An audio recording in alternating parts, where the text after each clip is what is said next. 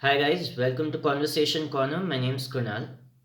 Today I'll be talking about this very common and popular saying. I'm sure you've heard it when you were a kid in school for sure, that the idle mind is the devil's workshop. It's a saying that gets passed down from generation to generation, and there is quite a bit of truth to this statement. And I just want to explore this idea today and tell you why the idle mind is the devil's workshop, okay? So, the point of saying the idle mind is the devil's workshop is to engage our mind at the task at hand, right? And concentrate just on that. Whenever we're not at work and we're contemplating about something we want to do or something we want to achieve, what's happening is we're creating a distance between what our present circumstance is and where we want to be, ideally, right? Let's say we're poor and we want to be rich, or we're very ignorant and we want to have a lot of knowledge. So there is this desire which creates a gap between where you are and where you want to be. And when you are in that state, you don't pay attention to what you're doing and you can't really see things for the way they are. Let's give you an example. Let's say someone has made you very, very angry and you're very annoyed at this person. Now, when you're super angry at this person, you can only see the worst in this person and you'll only think bad things about this person, right? On the opposite side, when someone makes you really, really happy, you can really just see the good things about that person and you almost neglect their flaws. So what is happening is when you're pumped up by these emotional states, right? Either anger or sadness or extreme levels of happiness, you're not being very objective. You can't see things the way they are, and your thinking gets very clouded. So, what will happen sometimes is when you're super happy, you might make a promise on which you won't deliver. When you're super angry, you'll take a decision that you'll regret, right? Basically, if you don't keep yourself immersed and busy in the work that you need to do, what is happening is you are being stripped away from the present moment. Okay, let's say you're just sitting down and contemplating. If you're sad, chances are you're sad about the decisions you've taken in the past and how they've come to haunt you today and how they are causing you to suffer right now. So while you're stewing in those thoughts about the mistakes that you've made before, your present is being ruined and this cycle is repeating itself on and on and on. Now, the same problem happens when you think about the future. Very often, when people have anxiety, the thoughts of anxiety come from what can happen to them in the future.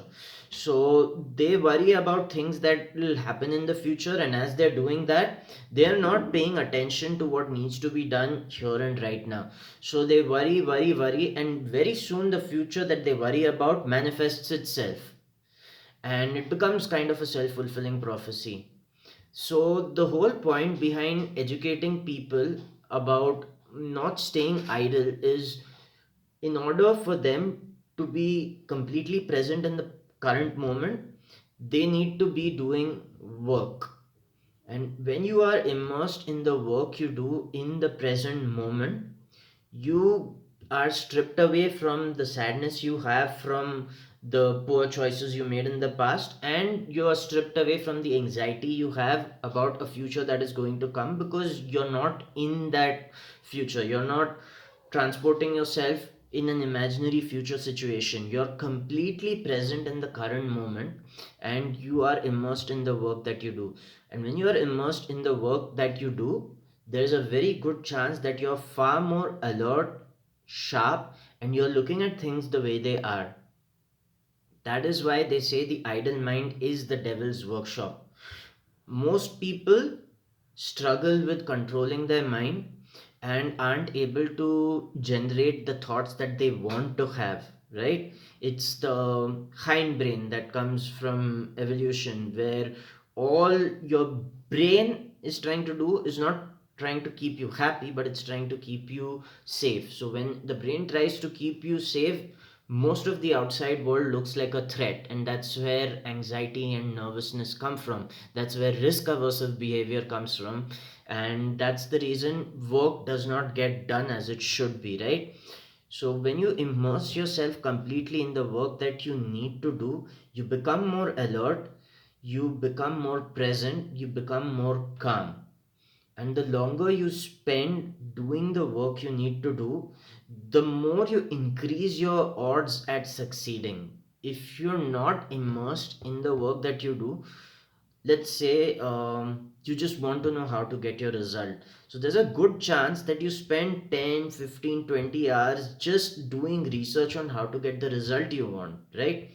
The problem with this kind of approach is that you never really take action on what you're supposed to do. There may be 10 ways to get to where you want, but what someone has given you as a piece of advice may not necessarily work for you, which is why you actually have to take action and see the results of taking this action.